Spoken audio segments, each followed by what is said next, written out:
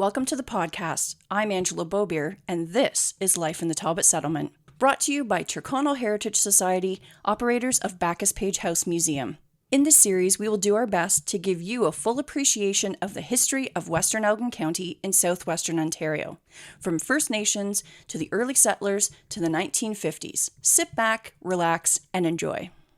Before we begin, I'd like to acknowledge funding from Tyrconnell Heritage Society, operators of Backus-Page House Museum.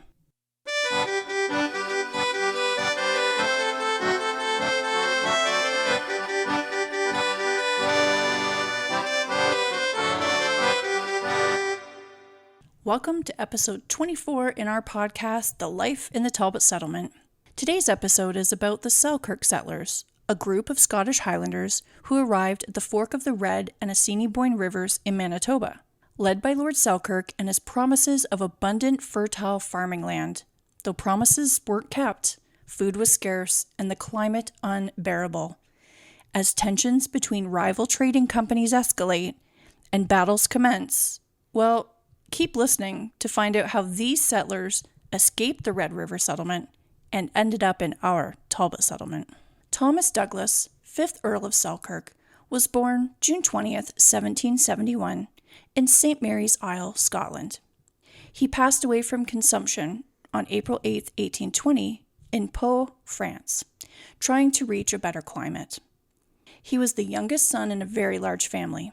In 1799, he unexpectedly succeeded to the Scottish earldom when his father passed away. All his elder brothers had also passed away, therefore giving him the title of Earl. Lord Selkirk believed that the Highland people's troubles could be alleviated by moving away from Scotland. He decided to sponsor displaced Highlanders and set out to settle them in North America, though Selkirk was very motivated by personal gain. In 1803, Selkirk traveled to Canada to establish a settlement of 800 Highlanders on Prince Edward Island. In the year 1806, he was elected as one of 16 other Scottish peers to the House of Lords. By 1807, he was appointed Lord Lieutenant of the Kirkcudbright, and I'm sure I said that wrong and I do apologize. More than less successful in politics and public life, Selkirk decided to focus on his immigration of Highlanders. In 1810 to 1811, Selkirk, convincing his family as well, invested in the Hudson's Bay Company, subsequently gaining control of the whole company. He received a large land grant of 300,000 square kilometers in Assiniboia, now Manitoba, land which would become the Red River settlement. By the summer of 1811, Selkirk brought in Irish and Scotch colonists who reached the destination by 1812. In the years after, more colonists would follow. Before the settlement, the intersection of Red River and Assiniboine River was a rendezvous location for fur traders. And previous to that, Assiniboine or Nakota people controlled access to those rivers. The area was also home to Ojibwe peoples, Cree traders, and Métis buffalo hunters. Not one of the peoples in the area previous to Selkirk's settlers were consulted about the Lord's plans on settling Scottish immigrants at the Forks. The Northwest and the Hudson Bay Companies play very integral roles in this story. So let's take a quick look into both of these companies. We'll start with Northwest. The Northwest Company was founded in 1779 and was a major fur trading company from the late 1700s to the early 1800s. The NWC was managed mainly by Scottish Highlanders who had migrated to Montreal in the 1760s or who immigrated as loyalists escaping from the American Revolution. At the time, the company had critical provisioning routes that went through the settlement of Red River. Now, the Hudson's Bay Company was formed May 2nd, 1670 in England. Their objective was to discover a passageway through to the Pacific and to inhabit the lands near the Hudson's Bay. Land was granted to the company, though the lines were never fully defined. It is understood that today, those lands were from Labrador to the Rocky Mountains and Red River to Chesterfield beside the bay. The land that the company occupied became known as Rupert's Land, after Prince Rupert, cousin to King Charles II. During the first 200 years, the company was involved in the fur trade. For years, the Northwest Company and Hudson's Bay Company had been involved in a resentful rivalry. That came to an end in 1821 when British government brought a union under the name and a charter on the Hudson's Bay Company. The area of the Red River settlement was populated by the Hudson's Bay Company, the Northwest Company, Métis, and the settlers of Selkirk. The fur traders and natives depended heavily on the use of pemmican to survive during their trips. Not only was food scarce from the traders, but now they had hundreds of Scottish settlers trying to build agriculture in lands in which the job was nearly impossible. Pemmican is a dried meat traditionally made from bison. Caribou, moose, or venison would have been used as well, depending on what they were able to catch. The meat is pounded into a powder and mixed with an equal amount of animal fat. Saskatoon berries, currants, cherries, or any dried fruit were added to the dried meat. Pemmican was extremely dense and could be stored easily. Therefore, it was used as provisions for fur traders, especially in the winter when food was scarce in the prairies. Not only was the food easily stored and shipped, but it was very high in protein and energy. And this meant that every person in the area depended heavily on pemmican to survive. By the winter of 1812 and 1813, the Red River settlers began to starve. Moving south to the intersection of Pembina and Red River, where the source for buffalo was greater and the climate favorable. Because of the scarcity of food, now the settlers relied heavily on the pemmican given to them from the Métis and the Northwest Company. To assure food would be in supply, the governor of the Red River settlement issued a pemmican proclamation, which prohibited the exportation of the dried meat and other provisions out of the colony. Since the Hudson's Bay Company worked closely with Lord Selkirk, their rivals, the Northwesters and the Métis, who provided the Northwesters with pemmican, saw this manifesto as a scheme to control all foodstuffs and choke out the Northwest Company. The company used the pemmican as a vital source of nourishment for their voyageurs traveling on boat brigades outside of the territory. The governor's plan, however, did not work, as by 1815-16, pemmican was in short supply for everyone, the Selkirk settlers being a big reason for this. History states that rivals to the Hudson's Bay Company, the Northwest Company, induced the colonists to desert the colony in 1815. The Hudson's Bay Company restored the settlement, but the Northwesters broke up the colony again during the Battle of Seven Oaks in 1816. The Battle of Seven Oaks took place on June 19, 1816, caused by the Pemmican Proclamation issued by Miles Macdonell, the governor of Red River, as well as all the disputes between the Hudson's Bay and the Northwest Companies. A group of 60 Métis and First Nations men were delivering pemmican to the Northwest Company's canoe brigades on Lake Winnipeg. At Seven Oaks, the men were met by the governor of the Hudson Bay Company, Robert Semple, and about 28 men who were employees and officers of the company. The confrontation resulted in hand-to-hand combat and gunfire, leaving Semple and 20 men dead for the Hudson Bay side, and 1 dead and 1 injured on the Métis side. Lord Selkirk arrived in Canada to supervise in person, and on his way in 1816, Selkirk, along with disbanded Swiss soldiers, learned of the death of Governor Robert Semple and the colonists at Seven Oaks. He quickly overtook the Northwest Company's depot at Fort William. Afterwards, the colony survived without attacks from the Northwesters. The Hudson Bay Company and the Northwest Company later merged in 1821. In historical documentation of first-hand accounts that we have at Backus-Page House Museum, some occurrences, history states, show conflicting information.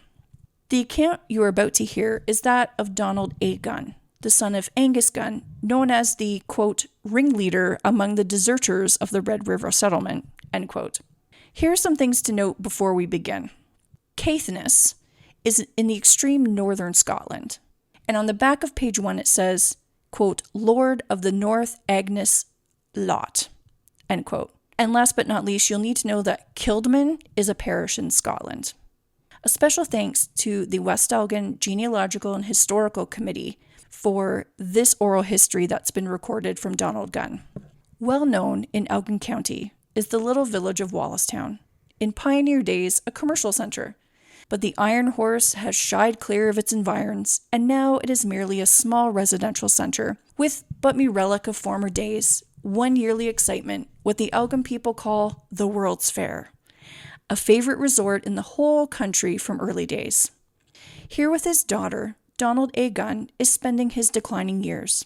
Now, in his 86th year, the physical strength of manhood's prime is no longer his, but his mind is still active, and he has reached the time when memory is fond of leaping back over a chasm of years and telling the tales of long ago. Born in Elgin County, he knows of the time when the settlers first rang through the grand primeval forests of southern Ontario. But it was not of that we talked the 4 hours I spent with him, but of the tales of his father and grandfather, a story of 1813, that shifts its scenes from the barren county of Sutherlandshire, Scotland, to the bleak shores of Hudson Bay, thence in the forks of the Red River and Assiniboine, the site of the Canadian Kildonan near Winnipeg, and has its final setting on the shores of Lake Erie. Through all the scenes of Donald Gunn's father and mother, grandfather and grandmother, relatives and early neighbors in Elgin passed unscathed, and he tells the story as he got it from them in childhood as they sat and related their experiences before the blazing logs in the pioneer fireplace in Elgin. Begg and Bryce, Historians of the Heart, is also written on this page of this oral history. I'll continue on with Donald's story. 93 is the number given by Bryce as belonging to the emigration. Donald, all these from Kildonan? I asked Donald Gunn.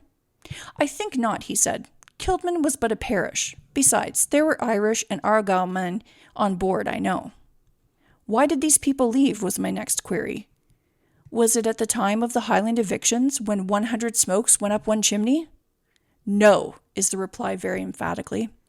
It was the next year the English shepherds came, and the crofters were driven to the north to the shires of Caithness. Western historians have given the impression that the immigration of 1813 was on that account, but Donald Gunn says there was a later expedition from Kildonan, likely that of 1815, composed of people driven out by the Highland evictions, some of whom later on found their way to the shores of Lake Erie, among them that Macbeth's ancestors of the London Macbeths, a different race of Macbeths from those who came out in 1813. The Dukes of Sutherland were never well-bred gentlemen, Donald Gunn asserts. Always absentee landlords away home in England, serving Scotland only in hunting expeditions. The people of Kildonan were an honourable clan. Never a law court was needed among them, nor for 40 years after they settled in Elgin, says Donald Gunn. My grandfather, Donald Gunn, was 76 when he left Scotland. He had 9 children. One, Benjamin, started a little before the others, going out in the employ of the Hudson Bay Company in one of their ships. It outstripped the colonist ship on the voyage to Hudson Bay, and Benjamin Gunn passed on to his port, and his family never saw him again for 14 years. Another, Alec, had enlisted as a soldier when 17, and was present at the taking of the Cape of Good Hope. They came for the eldest son, William, to enlist, and the law at the time was that if the eldest was able, and refused when asked, his people would be put off the estate. William refused to go, saying that perhaps the sooner they left the estate, the better. Just then a younger boy, Alec, stepped in and offered to go, and his offer being accepted, the lad of 17 went off to the war. Such is Donald Gunn's pathetic string of those days. On top of centuries of oppression, the last straws were being laid, and the burden could not be much longer borne. It was to these people that Lord Selkirk and his agents came with stories of a better land, where landlords held no sway. Small wonder that he found them ready listeners. Less marvel that much as they loved the Highland glens of their forefathers. They prepared to embark in what looked like a wild adventure. So they set out from their own seaport, Dornoch. Western historians say they set out from Stornoway, I said to Donald Gunn at this point. Well now, was the quick reply. What would they be doing off at Stornoway? The ships came for them at Dornoch. Among the Kildonan people who embarked were Donald Gunn, age 76, his wife, and 7 children, one of them Angus Gunn, of who we will talk hereafter, being 24 years old and married. Then there were Mathewsons, Macbeths, Bannermans, Sutherlands, and others. The vessel set sail June 5th and was stalled at Fort Churchill on Hudson Bay in August, after a voyage of 10 weeks, or about 3 months. The immigrant ship had a convoy with it that kept darting hither and thither, for the sea was infested with pirates. Their story here is a sad one. Western historians say that fever broke out on the ship during the voyage. But the Algon people relate that in the middle of Hudson Bay, the ship became very icebound. While there, the Eskimos came along in their little boats with oil for shipment back to Scotland.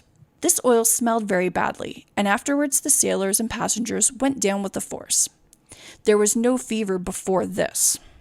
Among those of the passengers who died was Katlyn Gunn. On the sands of Fort Churchill, she lies buried.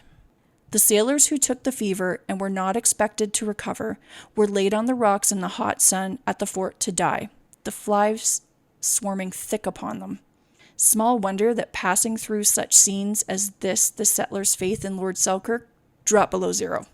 History has vindicated Lord Selkirk's good intentions and given him credit for a wonderful work, but some of the struggles through which our settlers passed would indicate that the agents were ill-chosen, or there was gross miscalculation as to the difficulties of the undertaking. We'll take a break here from Donald Gunn's oral history, but first I want to mention that the word he uses for Inuit, he uses the word Eskimo in his oral history. That's not something that we should be saying anymore, so I just wanted to put that there, that that's the word he's using back when he was interviewed, and that's not something we would use now, so we will use the word Inuit. Now, for a bit more information about the settlers, the ship, the Prince of Wales, was escorted by the HMS Erebus. The Erebus was sailing behind with their belongings and was supposed to arrive the next day, but the ship mysteriously disappeared in the night. Gunn finds very little sense in that and questioned the story of its sinking. An interesting fact is that the Erebus vessel was involved in the tragic expedition of Sir Franklin's voyage to the Arctic. Now back to Donald Gunn's oral history. At Fort Churchill, the thermometer rating was 55 degrees below zero. This is the winter journey from Fort Churchill to Fort York. Bryce says in his history that about the middle of April, the strongest of the party set out for the Red River, where they arrived near the end of June and were able to plant a few potatoes. "How could they go before the snow went?" said Donald Gunn when I read that to him. "They went together when the snow was gone." However, our party of men, women, and children arrived safely at Red River, where further hardships awaited them. It is said that the way they lived for weeks on catfish without any salt, until at last one of the children remarked it was like eating wool. History of Hudson Bay Company and the Nor'westers.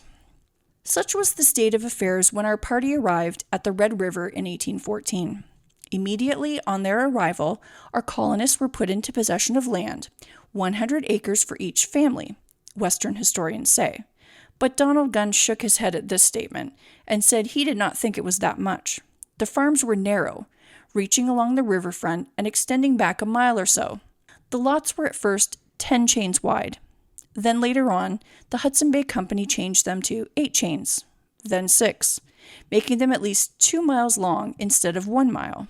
None of the promises Lord Selkirk had made to them had been kept. There were no implements to till the soil, nor was there a sufficiency of food to be had, but they struggled bravely on until the spring of 1815.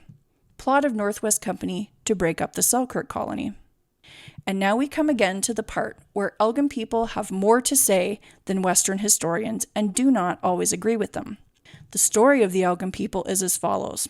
The Kildman people became disheartened and dissatisfied and made up their mind to leave. Was it the Nor'westers put it into their heads to go to Lake Erie? I asked Donald Gunn. No, he said.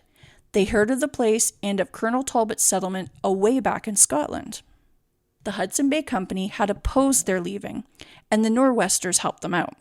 For the safety of those who were leaving, the young men went into the Hudson Bay fort and threw all their guns into the river. The late Angus C. Gunn of Dunwich also died in Algon, December 29, 1879, went into the fort to throw the guns into the river, and followed by a man with a gun to shoot. Angus Gunn, who was strong as he was brave, pulled the gun out of the person's hand, threw it into the river, and pitched him out the window. The settlers had their boats on the river with all their little effects beforehand.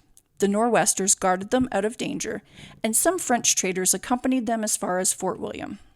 So they set sail in the bark canoes by lake and river by way of Lake of the Woods.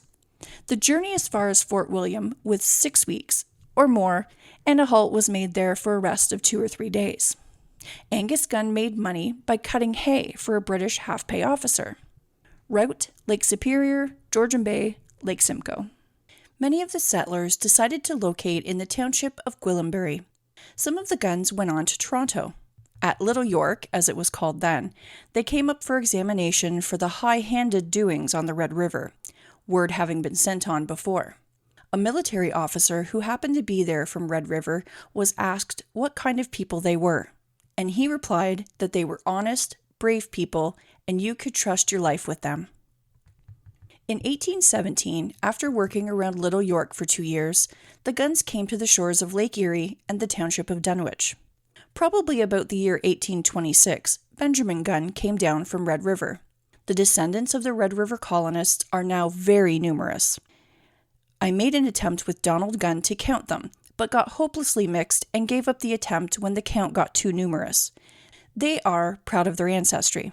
These settlers traveled great distances in extremely harsh conditions, all to finally find a land to call their home.